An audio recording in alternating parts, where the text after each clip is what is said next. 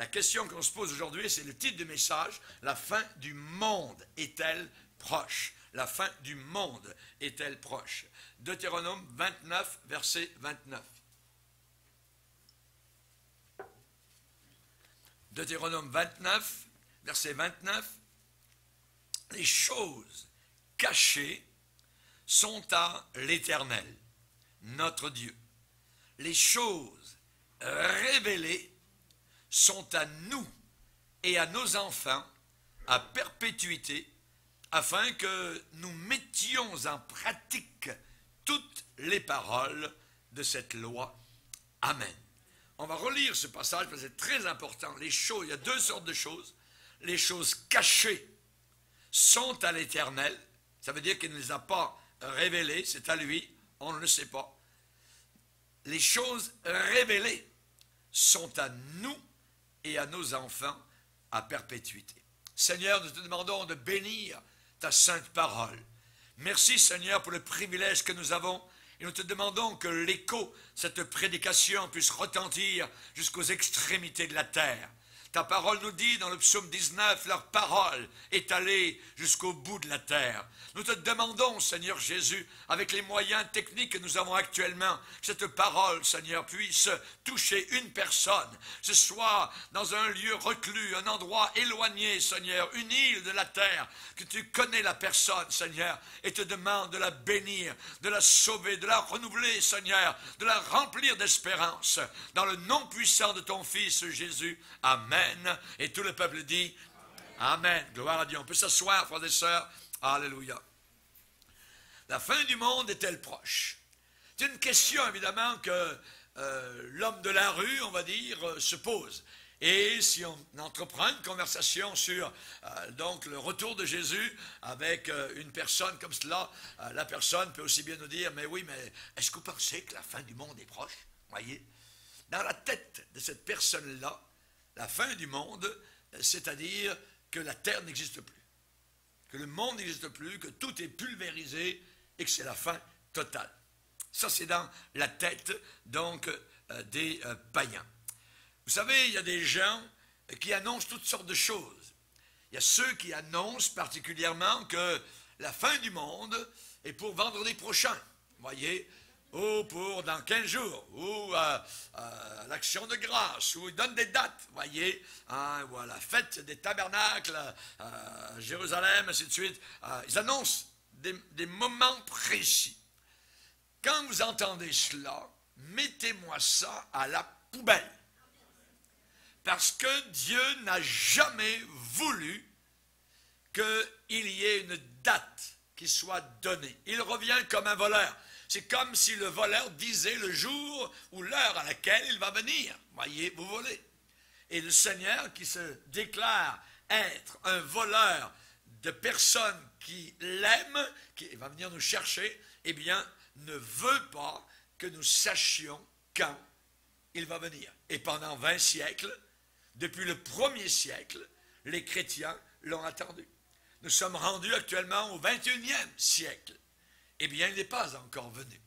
Il se pourrait que ce soit proche, voyez. Mais la question qu'on se pose, la fin du monde est-elle proche? Les gens qui donnent des dates, qui donnent des choses semblables, sont des fanatiques. Et nous ne sommes pas de cette race-là. J'aimerais vous dire que le monde ne finira pas vendredi prochain. Le monde ne finira pas vendredi prochain parce qu'il y a beaucoup de choses à arriver avant le temps final du monde. On ne parle pas de l'enlèvement de l'Église. On parle de la fin du monde, où c'est fini avec la terre. Oui. Qu'est-ce qui doit arriver avant que ça soit la fin de la fin? Que la terre soit terminée, qu'il n'y en ait plus. Eh bien, il y a beaucoup d'événements à arriver et qui ne sont pas encore arrivés. Tout d'abord, il faut qu'il y ait un événement fantastique et fulgurant qui soit arrivé, c'est l'enlèvement de l'Église. Donc, ce n'est pas encore arrivé. L'Église n'a pas été enlevée. Ensuite, il faut que la grande tribulation ait commencé et soit achevée. Et ça dure 7 ans. Il faut que l'Antéchrist, voyez, est paru dans le monde pour gouverner donc le monde entier. Avant qu'il y ait la fin du monde, il faut qu'il y ait eu évidemment la grande bataille d'Armageddon en Israël, où toutes les nations de la terre à cette époque seront réunies pour combattre donc le Seigneur. Et ce n'est pas encore arrivé. Avant qu'il y ait la fin du monde, il faut qu'il y ait eu une révélation du Christ au monde entier. Il est dit qu'il va se révéler au monde entier, les nations de la terre pleureront. Ça veut dire qu'il y aura une terre sur laquelle ils vont pleurer, parce qu'il va arriver avec nous dans la gloire. Voyez, ce n'est pas encore arrivé. Donc la fin du monde n'est pas pour demain, n'est pas pour vendredi prochain. Il faut aussi qu'il y ait eu l'acceptation de Jésus-Christ comme Messie par les Juifs.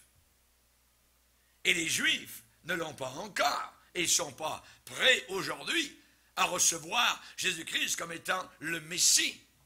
Ils n'y croient pas. Donc, il y a encore beaucoup de choses. Il va arriver une époque où il est dit un esprit de grâce et de supplication leur sera donné par le Seigneur. Et les Juifs, au milieu de leurs épreuves inimaginables, parce que le monde va se tourner totalement, entièrement contre eux, alors ils tourneront les regards vers moi, qu'ils ont percé. Vers moi qu'ils ont percé, je lis la Bible, Zacharie 12, 10, et ils pleureront sur lui comme on pleure sur un fils unique. C'est pas encore arrivé. C'est pas encore arrivé. Ils tourneront les regards vers moi. Le mot moi, si on n'est pas certain, eh bien dans l'hébreu, ce mot moi est formé de 2 lettres. Aleph, première lettre de l'alphabet juif, hébreu, et Tav, qui est la dernière lettre de l'alphabet. Ils tourneront les regards vers Aleph Tav, vers moi. Ça veut dire ils tourneront les regards vers l'alpha et l'oméga. Moi, Jésus qui est Dieu. Alléluia. Ils tourneront les regards. Ce n'est pas encore arrivé. Maintenant, il y a encore quelques années, puisqu'il faut que le millénium ait eu lieu sur cette terre qui sera renouvelée. Donc, il y en a encore pour au moins 1000 ans. C'est pas demain la veille ou vendredi prochain que la fin du monde va arriver. Il faut le comprendre. Maintenant, certains se posent la question en disant quand et comment cela va arriver. Eh bien, il y a 4 grandes visions des choses. Les gens ont toutes sortes de pensées et de visions. Premièrement, il y a un groupe. Le groupe de ceux qui disent que le monde ne va pas finir du tout. Jamais.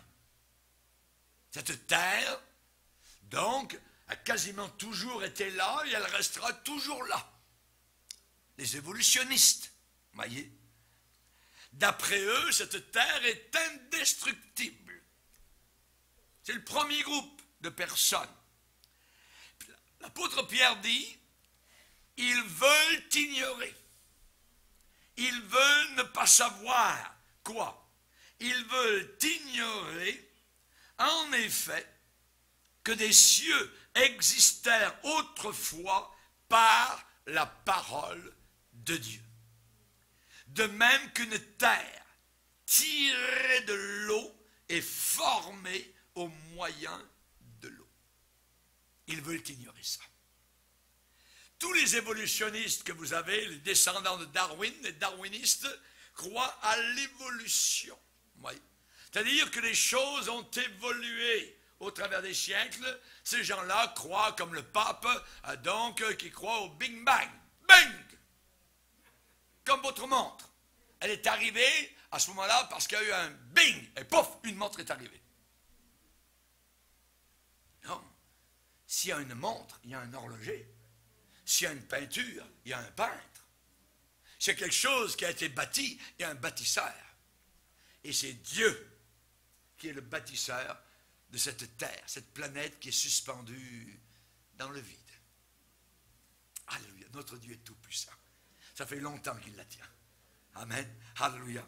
Donc, c'est un groupe qui disent que le monde ne finira pas du tout, va continuer éternellement, tout ça. D'après eux, la terre est indestructible. Alors, ils disent, en gros, il peut y avoir 1 million de mutations, mais rien ne périra. Rien ne périra. Et si l'ordre matériel doit finir, doit s'achever, c'est tellement lointain que rien ne les affectera personnellement. Donc il n'y a pas de problème. Alors un jour, il y avait quelqu'un qui était dans une conférence, c'était un astronome, un conférencier. Et dans la conférence, ce monsieur annonce et il dit, je prédis que le monde finira dans 70 millions d'années. Au fond de la conférence, il y avait des centaines de personnes. Un homme lève la main, se lève de sa chaise avec une grande agitation et dit, monsieur le conférencier, excusez-moi de vous interrompre, mais j'aimerais, excusez-moi, est-ce que j'ai bien compris? Est-ce que vous avez dit 70 millions d'années? Le conférencier est tout flatté, heureux évidemment de l'intervention de la personne, par l'effet dramatique évidemment de ses pronostics, de sa prédiction. Il répète à son auditeur, oui monsieur, vous avez très bien entendu, c'est dans 70 millions d'années.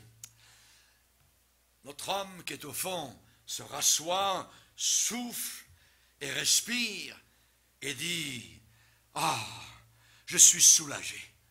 Merci beaucoup, monsieur, de m'avoir dit cela, parce que je pensais que vous aviez dit 7 millions d'années.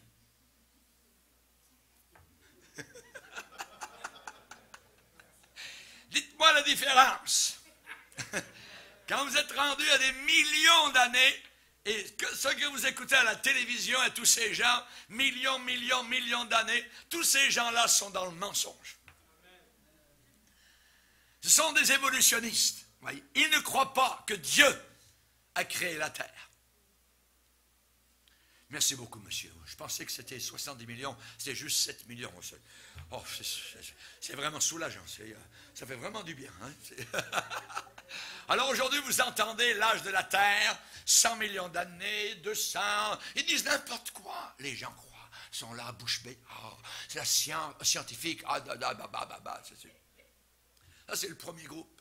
Le deuxième groupe, oui, sont ceux qui prédisent que le monde va totalement finir et s'achever en conséquence d'une catastrophe inimaginable, naturelle. Certains disent que la Terre, elle est comme une boule gelée et où toute forme de vie, un jour ou l'autre, va être gelée à mort. Ou brûlée en cendres, sur laquelle toute vie, évidemment, sera impossible. Alors, certains disent que la Terre est en train de s'éloigner du Soleil de plus en plus de sa seule source de chaleur. Et que les neiges des régions glaciaires eh bien, vont s'étendre sur toute la surface de la Terre.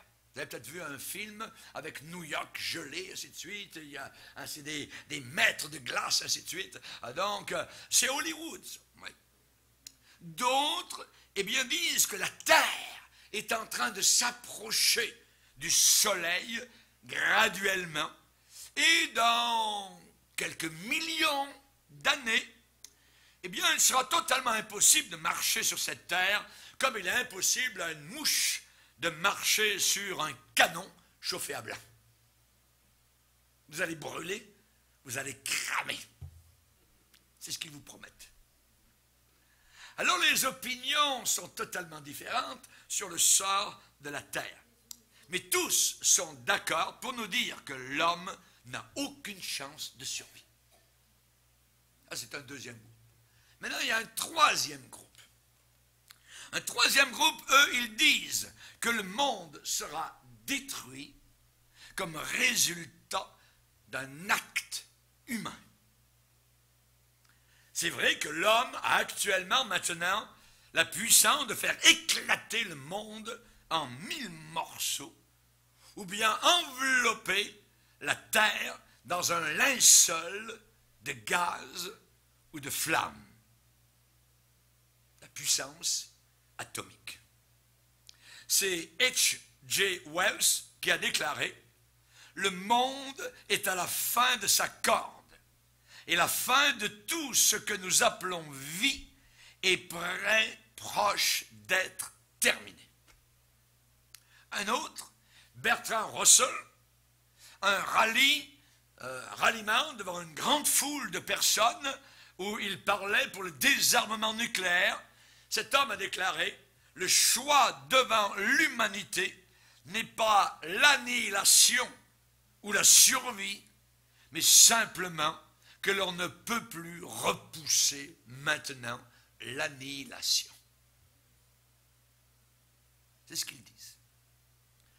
Maintenant, nous avons un quatrième point de vue, qui est le point de vue de la parole de Dieu. Alléluia. Pasteur, parlez-moi-en. C'est cela. J'aimerais m'arrêter vraiment pour savoir ce que la Bible déclare à ce sujet-là. Eh bien, la parole de Dieu est infaillible. Est infaillible. Voyez? Elle ne peut pas se tromper. Jésus a dit, le ciel et la terre passeront, mes paroles ne passeront pas. Eh bien, j'aimerais vous dire que la fin totale, la fin totale de ce présent monde va débuter à la fin du millénium.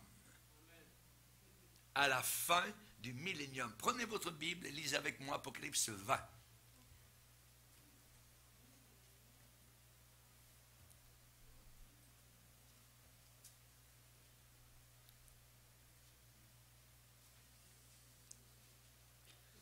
Apocalypse 20,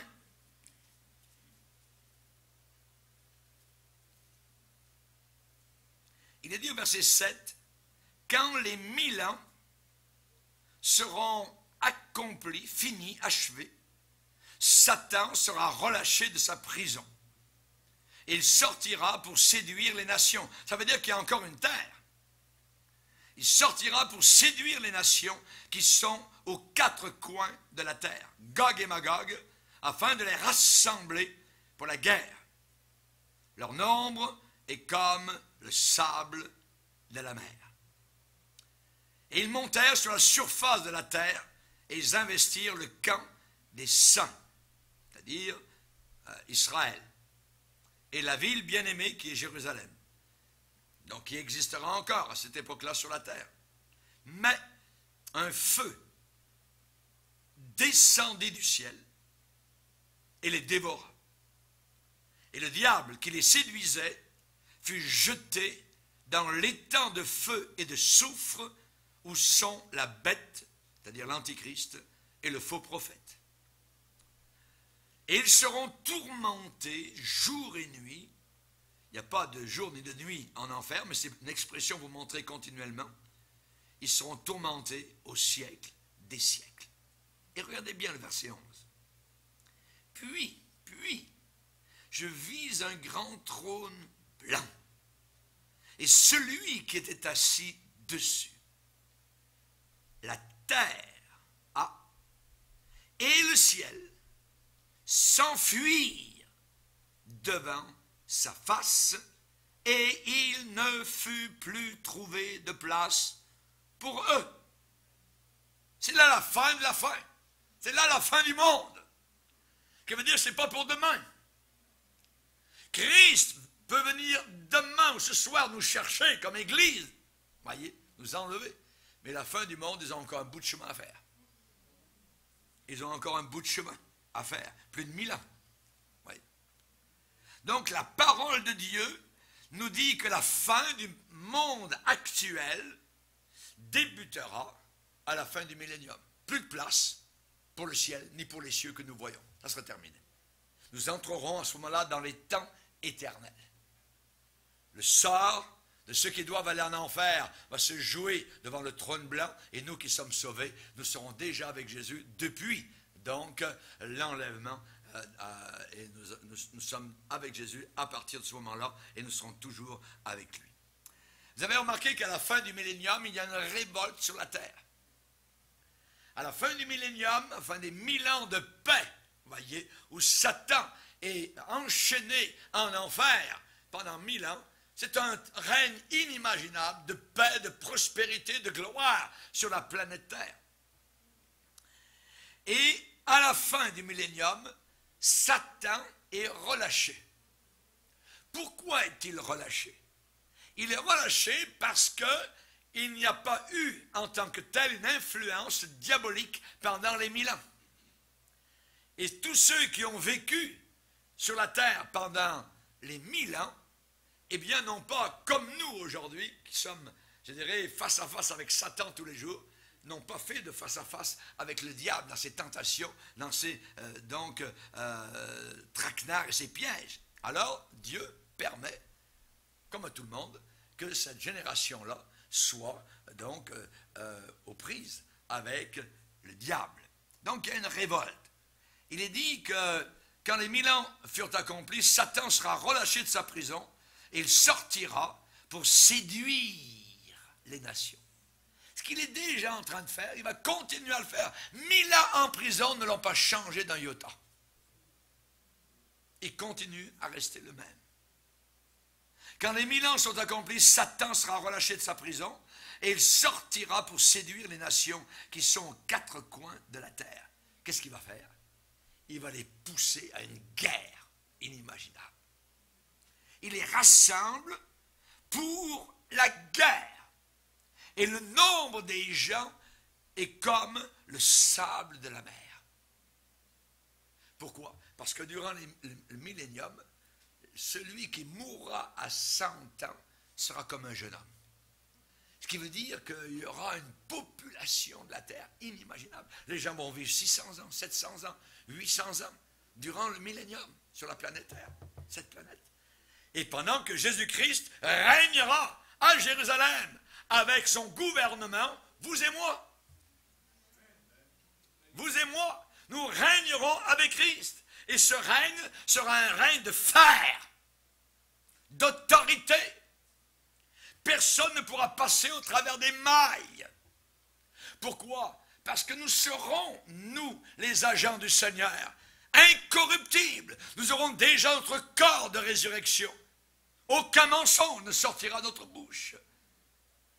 Si quelqu'un ne veut pas payer ses impôts, mais imaginez, il n'aura pas affaire à quelqu'un, oh, c'est arrangé. Non, non, le gouvernement sera rigide, total. Il est dit que Christ régnera avec une verge de fer. Il brisera les nations. On va le lire, si vous voulez bien, dans Apocalypse.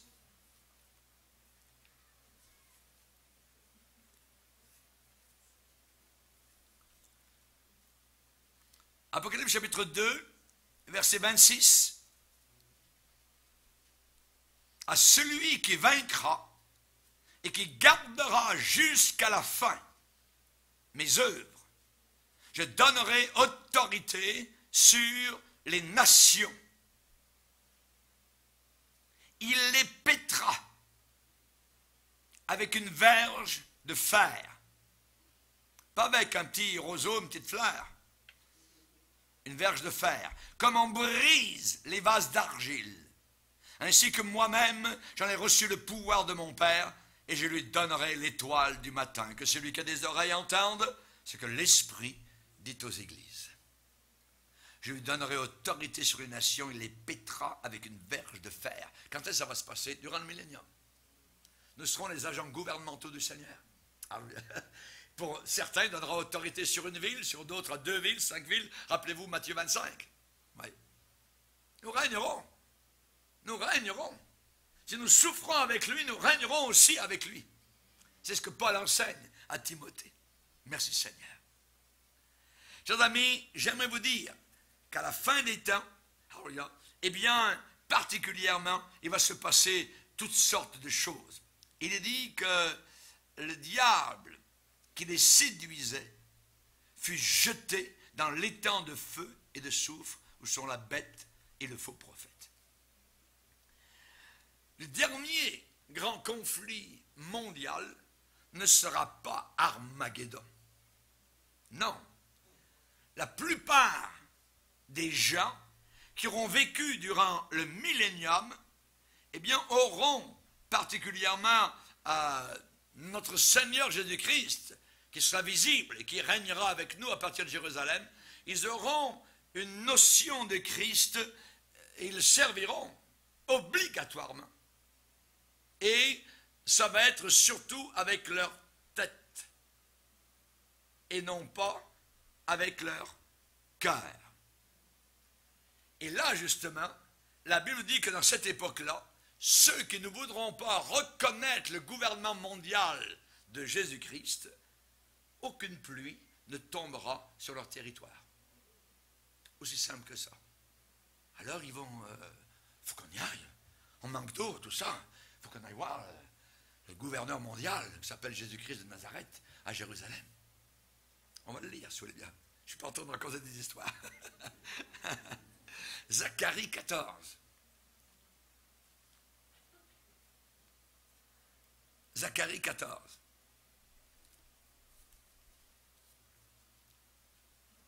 Zacharie 14, verset 16. Il est dit, tous ceux qui resteront de toutes les nations, c'est-à-dire après la grande tribulation, après Armageddon, quand Christ viendra instaurer son royaume, ils vont entrer dans le millénium. Donc tous ceux qui resteront de toutes les nations venus contre Jérusalem monteront chaque année pour se prosterner devant le roi, l'Éternel des armées, et pour célébrer la fête des tabernacles à Jérusalem. S'il y a des familles de la terre qui ne montent pas à Jérusalem pour se prosterner devant le roi, l'Éternel des armées, qui est Jésus-Christ, la pluie ne tombera pas sur elles, sur ces nations-là. Si la famille d'Égypte ne monte pas, si elle ne vient pas, la pluie ne tombera pas sur elle.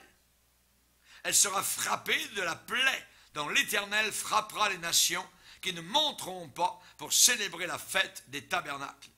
Ce sera le châtiment de l'Égypte, le châtiment de toutes les nations qui ne monteront pas pour célébrer la fête des tabernacles. Ce qui veut dire que durant le millénium, les nations qui seront comme obligées, forcées d'obéir à Jésus-Christ, eh bien, parce qu'ils auront une nature pécheresse, tous ceux qui naîtront, voyez, même pendant le millénium, naîtront avec une nature pécheresse.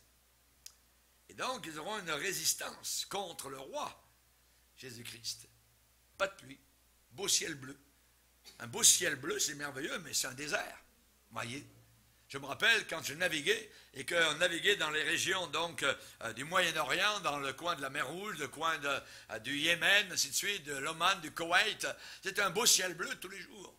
On se levait sur le bateau et il fait beau tout le temps.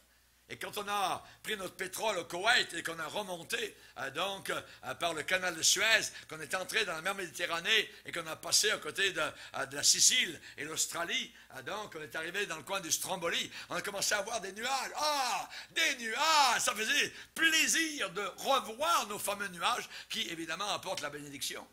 Parler au Sahel particulièrement et dans la sous-région d'Afrique de la pluie. Voyez, et les gens sont heureux, ils sautent de joie et dansent de joie. Voyez, je prêchais un dimanche matin à Ouagadougou et il pleuvait, tout ça. Et j'ai dit, il fait pas beau, frère, tout ça. Il dit, mais pour nous, c'est merveilleux. C'est la pluie qui va apporter l'air, qui va apporter la nourriture à nos enfants et nos familles. Voyez, c'est pas du tout comme nous le voyons ici au Canada. Nous, on veut un beau ciel bleu, tout ça. Ouais, mais on a besoin de la pluie. Et la pluie est une bénédiction. Et c'est Dieu qui contrôle la pluie.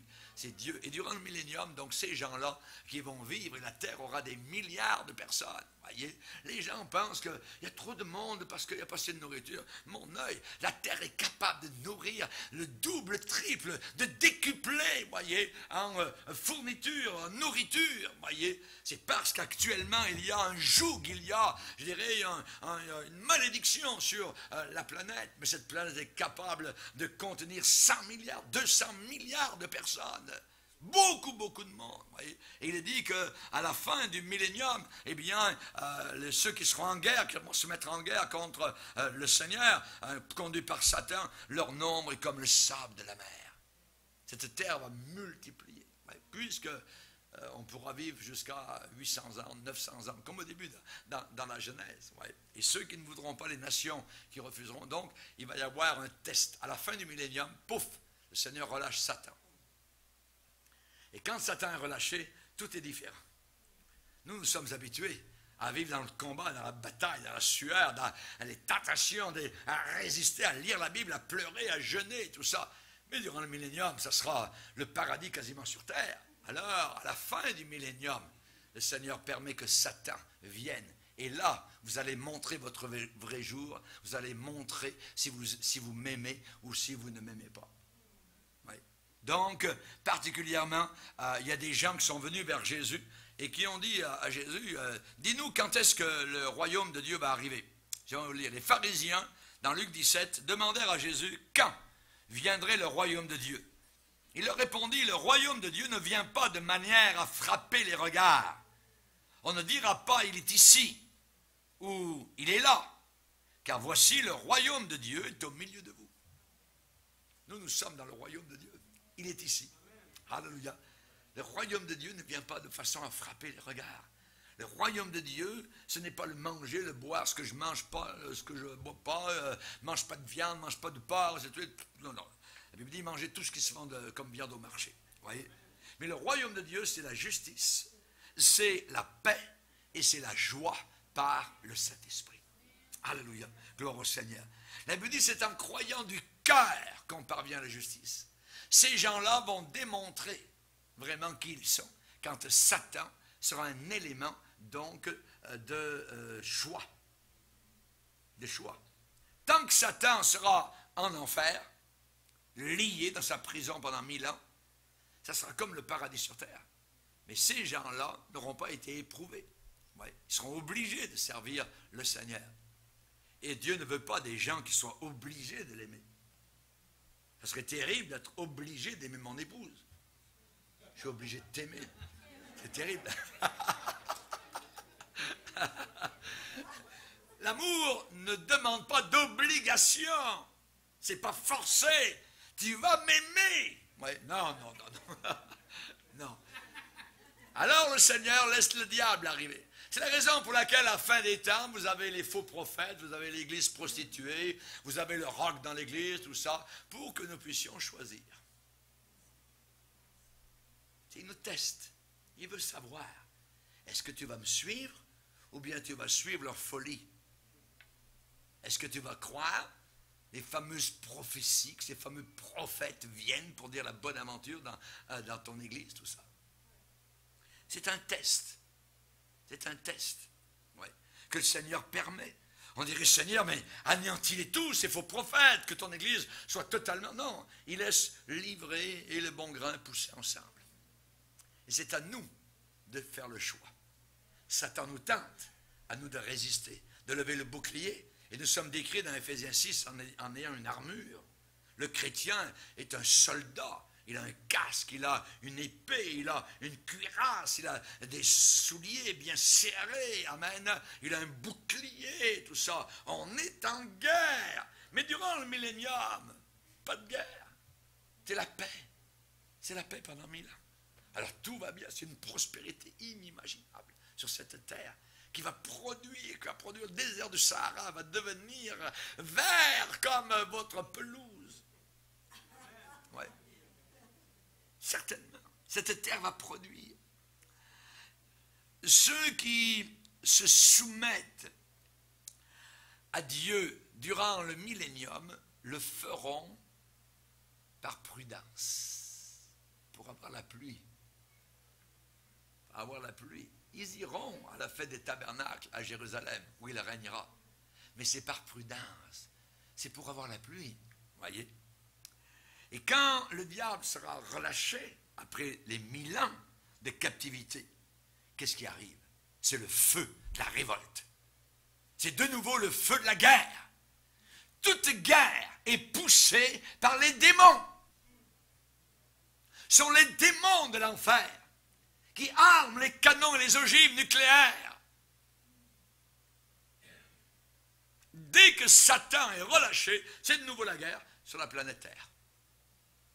Et il est dit que, exactement comme Dieu a fait tomber le feu du ciel sur Sodome et Gomorrhe, un feu descendra du ciel et les anéantira dans cette révolte. Ce sera la dernière bataille. La dernière bataille sera terminée. Un feu du ciel descendit et les dévora. Et après la destruction de Satan, eh bien, il est dit que le diable qui les séduisait fut jeté comme vous jetez votre poubelle. Voyez, fut jeté, où ça? Ah, j'aime ce verset, Apocalypse 20, verset 10. Voyez, le diable qui les séduisait fut jeté dans l'étang de feu et de soufre où sont déjà la bête qui est l'Antichrist, qui lui aura été jeté dans ce lieu à la bataille d'Armageddon, et aussi le faux prophète. Et ils seront tourmentés jour et nuit au siècle des siècles. Ceux qui ne croient pas à l'enfer sont totalement démunis devant de tels versets. Ils seront tourmentés jour et nuit au siècle des siècles. En enfer, on est tourmenté. C'est un lieu de tourment à jamais, au siècle des siècles. Je vais répéter l'exemple que j'ai donné l'autre jour. Pour ceux qui ne savent pas ce qu'est l'éternité. C'est comme si j'avais un mouchoir et que j'aille au sommet du Mont Blanc qui a 4807 mètres d'altitude. C'est une immense, je dirais, masse de roches qui monte au ciel jusqu'à quasiment 5 km de hauteur. Et une fois tous les 1000 ans, avec mon mouchoir, je viens et je frotte légèrement le haut du Mont Blanc. Quand le Mont Blanc n'existera plus avec l'usure du temps et de mon mouchoir, une seule seconde de l'éternité aura débuté.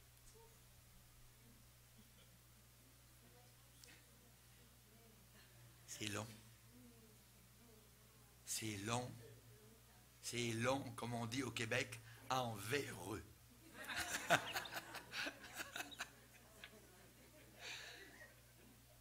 C'est très long. Ils seront tourmentés jour et nuit au siècle des siècles. Maintenant, il y a des gens qui croient, on les appelle les universalistes. C'est-à-dire que tout le monde va être au ciel. C'est la raison pour laquelle, quand vous allez dans un enterrement, l'officiant qui est là, eh bien, généralement, on dit que la personne est au ciel, la personne est en train de, si elle était guitariste sur la terre, la personne est en train de jouer de sa guitare devant les anges, ainsi de suite. Vous voyez, ils sont tous au ciel. Ce sont ce que les universalistes croient. Et un jour, un de ces gens-là a déclaré le sommet, le top niveau, le paroxysme du salut, de la rédemption, c'est lorsque, écoutez bien, Jésus et Satan vont parader, main dans la main, sur les rues d'or de la Nouvelle Jérusalem. Et ils disent, puisque Jésus a demandé de pardonner à ses ennemis, alors il faut que lui aussi pardonne à son ennemi. Vous voyez comment c'est tordu. On appelle ça les universalistes. C'est une secte occulte. La Bible dit que le diable pêche dès le commencement et il continuera à pécher jusqu'à la fin. Aucune repentance. Voulez-vous savoir un peu son arrivée en enfer? Ce que les gens qui sont en enfer vont dire en le voyant, lisez avec moi dans Ésaïe chapitre 14.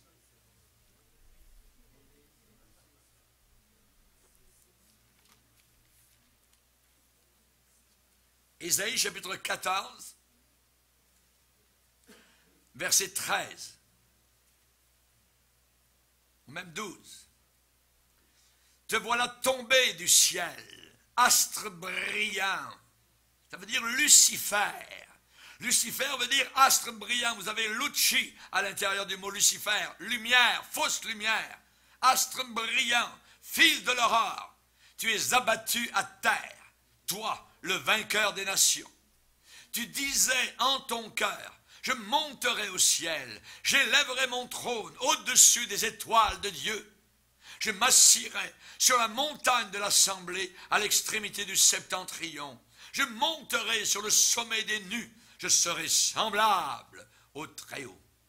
Mais tu as été précipité dans le séjour des morts, dans les profondeurs de la fosse.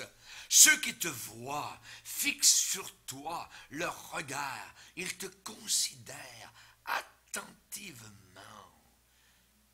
Est-ce là cet homme qui faisait trembler la terre, qui ébranlait les royaumes, qui réduisait le monde en désert, qui ravageait les villes et ne relâchait pas ses prisonniers? C'est juste ça? C'est lui? T'es pas grand-chose? Toi qui régnais sur la terre, qui séduisais toute la terre. Et il est décrit ici comme un homme. Toi qui disais que tu monterais au-dessus du trône de Dieu. Jamais. Vous verrez Jésus main dans la main avec Satan. Mais vous verrez Jésus main dans la main avec le brigand pardonné qui, cloué à côté de Jésus, lui a déclaré: pardonne-moi de mes péchés, souviens-toi de moi quand tu entreras dans ton règne. Jésus, cloué au milieu de son sang, barbe arrachée, méconnaissable, l'a regardé et lui a dit: aujourd'hui, tu seras avec moi dans mon royaume. Alléluia. Cette journée même, le brigand était main dans la main avec Jésus là-haut dans la gloire. Que Dieu soit glorifié. Jamais vous verrez Satan main dans la main. Le diable a gagné le monde entier et il a perdu sa propre âme. Pour lui, il n'y a aucune repentance. Pour lui, il n'y a aucun pardon. Il a perdu sa propre âme. Qui, véritablement, voudrait changer de place avec lui? Jamais. Jamais. Amen. Et le diable qui les séduisait fut jeté dans l'étang de feu et de soufre, ce qui est la seconde mort, là où les gens sont tourmentés jour et nuit. Même le pape ne croit pas à l'enfer. C'est un séducteur. Un séducteur. C'est l'église prostituée qui est en train de monter avec nous. Et aujourd'hui, à l'heure terrible et dangereuse dans laquelle nous sommes, où Jésus a dit que ça serait si séduisant au point de séduire même les élus. Combien ce sera proche de la vérité. Et quand vous voyez aujourd'hui les évangéliques, quand vous voyez ces gens-là à Saint-Pierre-de-Rome en train de chanter nos cantiques devant les évêques, et ces évêques-là sont à 50% homosexuels, devant le pape, ainsi de suite, alors qu'ils chantent nos merveilleux cantiques, c'est une abomination. C'est une église prostituée. Et ce matin, à la fin de la réunion, mon fils Isaël m'a dit: papa, j'étais en train de lire ce matin un verset, je vais te le donner. Et je l'ai lu avec lui. Il a dit, c'est dans 1 Corinthiens chapitre 7, où il est dit: ne savez-vous pas que celui qui s'attache à la prostituée est un seul corps avec elle? Et la grande prostituée religieuse de la fin des temps, quiconque s'attache à cette prostituée est un seul corps avec elle. Et vont participer au jugement qui vont tomber de la part du Seigneur sur cette église apostate. Amen. Dieu va donner le dernier coup à la fin du millénium au Dieu de ce monde avec un petit dé.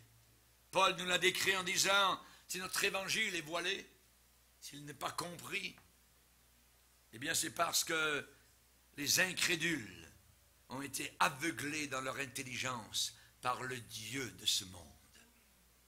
Le Dieu de ce monde qui est Satan.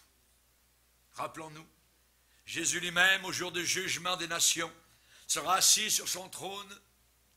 Toutes les nations seront réunies, les boucs d'un côté, les brebis de l'autre. Alléluia. Il va dire à certains, retirez-vous de moi, maudits, allez dans le feu éternel qui a été préparé pour le diable et ses anges, et ceux évidemment qui le suivent. Baissons nos têtes et prions le Seigneur.